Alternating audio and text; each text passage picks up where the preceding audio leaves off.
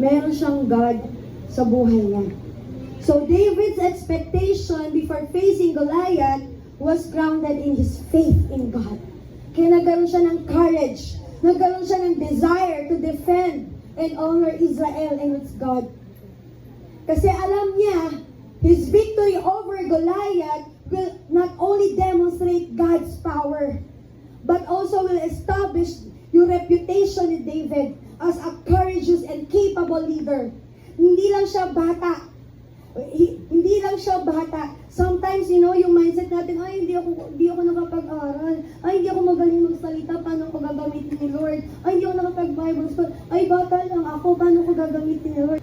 Pero, andun yung confidence niya because he wants to honor God at gusto niya pakita na he is a capable leader.